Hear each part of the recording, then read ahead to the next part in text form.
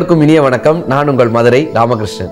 வாழ்க்கையை நம்ம வாசிப்பின் மூலமாகவும், தேடுதலின் மூலமாகவும், சிந்தனையின் மூலமாகவும், சிரிப்பின் மூலமாக இருக்கக்கூடிய சிந்தனையின் மூலமாக இந்த நாளை இனிய நாளாக மாற்றிவிட மாட்டோமா என்கிற மிகப்பெரிய முயற்சி தான் இந்த நிகழ்ச்சியினுடைய மாபெரும் நோக்கம். அதுல இன்னைக்கு என்னப்பா ரொம்ப சிறந்த நாள் அப்படின்னா, சிரிப்பின் மூலமா, சிந்தனையின் மூலமா, சிந்திக்க தெரிந்த மனித குலத்துக்கே சொந்தமான கை இருப்பு, வேறு எந்த ஜீவராசியும் செய்ய முடியாத செயல்தான் இந்த சிரிப்பு என்று சிரிப்பை ஒரு ஆயுதமாக எடுத்துக்கொண்டு, சிரிப்பை ஒரு கருவியாக எடுத்துக்கொண்டு, சினிமாவையும் சிரிப்பின் மூலமாகவும் பகுத்தறிவு சிந்தனைகளை, பெண் விடுதலை நோக்கங்களை, விதவை மறுவாழ்வு திட்டங்களை, பெண்களுக்கான திட்டங்களை, சமூக வளர்ச்சியை இப்படி சிரிப்பின் மூலமாக சிந்தனையை கடத்திய கலைவாணர் ஐயா NS கலைவாணர் ஐயாவினுடைய பிறந்த தினம் இன்றைக்கு நவம்பர் 29ஆம் தேதி. இந்த பகுத்தறிவு பகலவனாக இந்த உலகத்திற்கு சிரிப்பின் மூலமாக ஒளியூட்டிய மரியாதைக்குரிய NS கலைவாணர் ஐயாவினுடைய பிறந்த நாள் இன்னைக்கு. அது என்னப்பா அவருடைய சிறப்பு அப்படின்னு கேட்டாங்க. சார், வெறும்ன சிந்திக்கிற மாதிரி பேசுனா அது எல்லா மக்கள்கிட்டையும் சென்று சேருமானா மக்களால புரிஞ்சுக்கிறது ரொம்ப கஷ்டம். வெறும் சிரிப்பு மட்டும் இருந்துருச்சுன்னு வச்சுக்கோங்களேன், மக்கள் அதை கடந்துட்டு போவாங்க. ஆனா சிரிக்கவும் வைத்து, சிந்திக்கவும் வைத்து, சினிமாவை ஒரு ஆயுதமாக பயன்படுத்தியவர் மரியாதைக்குரிய NS கலைவாணர் ஐயா அவர்கள். ஒரு ரசிகரை இந்த ஷூட்டிங் நடக்கக்கூடிய இடத்துல போறாரு. அங்க தங்கவேலு அவர்கள் உட்கார்ந்துருக்காங்க. இப்ப தங்கவேலு அவர்கள்ட்ட ஆட்டோகிராஃப் கேட்கிறாங்க. தங்கவேலு ஐயா என்ன எழுதுறாரு? சிரி சிரி, சிந்திக்காமல் சிரித்து கொண்டே இருன்னு எழுதுறாரு. இப்ப இதே பேப்பர் எடுத்துட்டு போய் அடுத்த ஷூட்டிங் ஸ்பாட்ல NS கலைவாணர் ஐயா நடிச்சுக்கிட்டு இருக்காங்க. அங்க போய் நிட்டனோடனே அவர் அதை பாக்குறாரு. பார்த்துட்டு தங்கவேலு ஐயாட்ட வந்து சொன்னாரா, அது என்ன சிந்திக்காமல் சிரின்னு எழுதுற, சிந்திக்காமல் சிரிக்க கூடாதுல்ல, சிந்தித்து சிரின்னு எழுது அப்படின்னாராம். அப்படி சிரிப்பை கூட சிந்தனையோடு கொடுக்க வேண்டும் என்று மிகப்பெரிய ஒரு சாதனையாளராக இருந்தவர் NS கலைவாணர் ஐயா அவர்கள். அதனால தான் உலகத்திலேயே ரெண்டு நகைச்சுவை கலைஞர்களுக்கு தான் சிலை வச்சாங்க. ஒருத்தர் சார்லி சாப்ளின் அவர்கள், ரெண்டாவது NS கலைவாணர் ஐயா அவர்கள். அவங்களுக்கு தான் இன்றைக்கும் சிலை வைக்கப்பட்டு சினிமாவில் சிரிப்பை கொடுத்த ஒரு பகுத்தறிவாதியாக இருந்தார். அதனால தான் தந்தை பெரியார் அவர்கள் சொல்றாரு, ஒரு கூட்டத்துல NS கலைவாணர் அவர்கள் வில்லுப்பாட்டு வாசிக்கிறாரு பெரியார் அவர்களினுடைய கூட்டத்துல. இப்ப அதெல்லாம் முடிச்சதுக்கு அப்புறம் பெரியார் அவர்கள் சொல்றாரு அந்த கூட்டத்துல, நீங்கெல்லாம் என்ன பெரியாருன்றீங்க, நீங்கெல்லாம் என்ன பெரியார்னு சொல்றீங்க, ஆனா எனக்கு ஒரு பெரியார் இருக்கார் தெரியுமா, யார் தெரியுமா, அவர் தான் NS கலைவாணர்னாராம். அவர் தான் NS கலைவாணர். ஏன் தெரியுமா, நான் பகுத்தறிவு சிந்தனைகளை போய் சொன்னா, நான் பகுத்தறிவு சிந்தனைகளை மேடையில போய் பேசினா எல்லாரும் கல்லை விட்டு எரியறான், எல்லாரும் கல்லை விட்டு அடிக்கிறான். நான் பகுத்தறிவு சிந்தனையை சொன்னா எல்லாரும் கல்லை விட்டு அடிக்கிறான். ஆனா இவர் பகுத்தறிவு சிந்தனையை சினிமால சொன்னா காசு கொடுத்து வந்து சிரிக்கிறான்.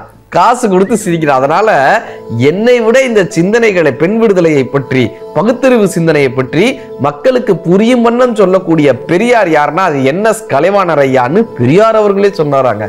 சாதாரணமாக எல்லா மக்களுடனும் அத்தனை நட்போடு பழகியவர் NS கலைவாணர் ஐயான்னு சொல்லுவாங்க. இந்த சமீபத்துல மரியாதைக்குரிய ராதா ரவி சாரை சந்திச்சேன். அவர் ஒரு நட்பின் காரணமா அவரை போய் சந்திச்சேன். அப்போ அவர் ஒரு சுவாரஸ்யமான ஒரு விஷயம் சொன்னார். MR ராதா அவர்கள் ஒரு நாடகம் நடத்திட்டு இருந்தாங்க. இழந்த காதல் அப்படின்னு அந்த நாடகத்தினுடைய பேர். அந்த இழந்த காதல் நாடகத்துல MR ராதா அவர்கள் வந்து ஜெகதீசன் அப்படின்ற கேரக்டர்ல நடிச்சிட்டு வர்றாங்க. இப்ப NS கலைவாணர் அவர்கள் அந்த நாடகத்தை ஒரு சினிமாவா எடுக்கிறாங்க. இழந்த காதல்ன்ற நாடகத்தை சினிமாவா எடுக்கிறாங்க. ஆனா கலைவாணர் போட்ட கண்டிஷன் என்ன தெரியுமா, இந்த ஜெகதீசன் கேரக்டர்ல MR ராதா நடிக்க கூடாதுன்றான். இவர் தான் எல்லாத்தையும் நடிச்சிட்டு இருக்காரு, திடீர்னு அவர் நடிக்க கூடாதுன்றாங்க. இப்போ இதனால MR ராதா அவர்களுக்கு பயங்கர கோபம். நான் கலைவாணரை பார்த்தேன்னா சுற்றுவேன்றாராம். துப்பாக்கி எடுத்து சுற்றுவேன்ற அளவுக்கு பயங்கரமான கோபம். கலைவாணரை பார்த்தா அவ்வளவு கோபம். இப்ப கலைவாணர் ஐயா அந்த இடத்துக்கு போகும்போது MR ராதா அவர்களுடைய வீட்டுக்கு நேரடியா போறாரு. சார், யாராவது அப்படி போவாங்களா? சுற்றுவேன்ற கோபத்தில் இருக்கிறவங்க வீட்டுக்கு நேரடியா போறாரு. என்னமோ சுடுவேன்னு சொன்னியாம்லப்பா, சுடுப்பா, இந்தாப்பா சுடுப்பா. இப்ப நீங்க எப்படிங்க என்னை அந்த கேரக்டர்ல இருந்து எடுக்கலான்னு MR ராதா அவர்கள் கோச்சுக்கிறாங்க. இப்ப அவர் சொன்னாரா, நீ நடிகவே இல்லையா, நீ என்ன விட இந்த சினிமா துறையில சீனியர்ப்பா, நீ அவ்வளவு பெரிய நடிகர்ப்பா, நான் உன்னை வச்சு எப்படி வேலை வாங்க முடியும், இப்படி நடிக்கணும் அப்படி நடிக்கணும்னு உன்னை வச்சு எப்படி என்னால வேலை வாங்க முடியும், நீ பெரிய சீனியர், உன்னை வச்சு நான் எப்படி வேலை வாங்கன்ற யோசனையோட தான் நீ வேணான்னு சொன்னேனே தவிர நடிப்புக்கு நான் விரோதி கிடையாதுப்பா, நான் இன்னைக்குமே உனக்கு நண்பன் தான் அவர் அரவணைச்சுட்டாராம். எம்.ஆர். ராதா அவர்கள் இதை சொல்லி நெகிழ்ந்தாருன்னு சமீபத்தில் ராதா ரவியர் சார் வந்து இந்த சம்பவத்தை சொல்லியிருந்தார். அப்படி என்.எஸ். கலைவாணர் அவர்கள் எல்லாரையும் அரவணைச்சிக்கக்கூடிய ஒரு மனிதரா, சாதாரணமா நகைச்சுவைன்றது அவருக்கு வார்த்தையிலிருந்து அப்படி தெரித்து வரும். சின்ன வயசுல இருந்து ரொம்ப கஷ்டப்பட்டு வந்தவர் என்.எஸ். கலைவாணர் அவர்கள். ஏன்னா ஒரு நாடக கோட்டை நடந்துட்டு இருக்கும் போது அவங்க வீட்டுல ரொம்ப பெரிய வறுமை. இந்த நாடக கோட்டை வாசல்ல சோடா பாட்டில்லாம் விற்பாங்கல்ல, கலர் சோடாலாம் விற்பாங்கல்ல, இப்படி கலர் சோடா விற்க போனவர் என்.எஸ். கலைவாணர் அவர்கள். அங்க இருக்கக்கூடிய நாடக வசனம், அவங்க பயிற்சி பண்றது, எல்லா வசனங்களையும் இவர் கேட்டுக்கிட்டே இருக்காரு. ஒரு முறை இந்த வசனம் சொல்லி கொடுக்கக்கூடிய வாத்தியார் கொஞ்சம் ஓய்வெடுத்துக்காக போய் தூங்குறாங்க. தூங்கிட்டு இருக்கக்கூடிய வாத்தியாருக்கு இந்த வசனத்தை வேற யாரோ சொல்லி கொடுக்கக்கூடிய சத்தம் கேட்குது. யாரா வேற யாரோ ஒருத்தர் இந்த வசனத்தை சொல்லி கொடுக்குறாங்களேன்னு யாருன்னு பார்த்தா இந்த சோடா விற்கக்கூடிய பையன் எல்லாருக்கும் உட்காந்து வசனத்தை சொல்லி கொடுத்துட்டு இருக்காரு. நீ யாருப்பான்னு கேட்ட உடனே அவர் சொல்றாரு, நான் வாசல்ல சோடா கடை வச்சிருக்கேங்க, உங்க வசனம் எல்லாமே எனக்கு தெரியும்னு இவர் நடிச்சு காட்டுறாரு எல்லாத்தையும். அப்படி இவர் நாடக கம்பெனியில ஒரு மெம்பரா பிற்காலத்துல தவிர்க்க முடியாத ஒரு மிகப்பெரிய ஒரு கலைஞராக வந்தாருன்றது என்.எஸ். கலைவாணர் ஐயா அவனுடைய உழைப்பிற்கான அங்கீகாரம்.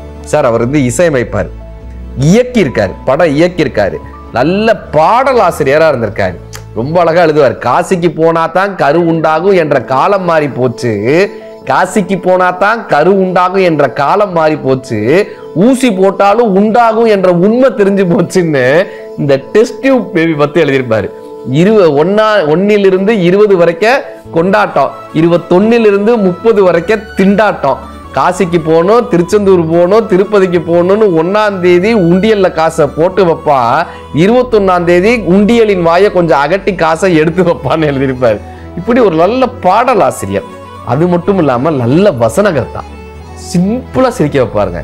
வசனத்துல ரொம்ப சிம்பிளா. ஒரு அம்மா இவர் உட்காந்துருப்பாரு, ஒரு அம்மா வரும், பக்கத்து வீட்டு அம்மா வரும், ஏங்க நாளைக்கு ராமேஸ்வரத்துக்கு யார் போறோம் அப்படின்னு அந்த அம்மா கேட்கும். இவர் சொல்லுவாரு, நீங்க என் பொண்டாட்டி, நான் உங்க புருஷன் அப்படின்னுவாரு. தியேட்டரே உழுந்து சிரிக்கும். ஒன்றும் இல்லை, யார் யார் போறோன்னு தெரியுமா, 4 பேர் போறோம், நீங்க என் பொண்டாட்டி, நான் உங்க புருஷன், 4 பேர் ராமேஸ்வரத்துக்கு போறோன்றத ஒரு இடைவெளி இல்லாம சொல்லுவாரு. அப்படி சிரிப்பு வரும்.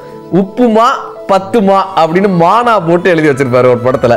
உப்புமா 10 மா போட்டு மானா போட்டு எழுதி வச்சிருப்பாரு. எளிய காட்சிகள், எளிய வசனங்கள், எளிய பாடல் வரிகள், எளிய சிந்தனைகள் மூலமா, சிரிப்பின் மூலமா பகுத்தறிவு பகலவனாக பெண் விடுதலையை அப்படி மக்களுக்கு கடத்திய மிகப்பெரிய சிந்தனையாளர் என்.எஸ். கலைவாணர் அவர்களுடைய இந்த பிறந்த நாளில் அந்த மாபெரும் மனிதனை வணங்குவதில் மிகப்பெரிய மகிழ்ச்சி.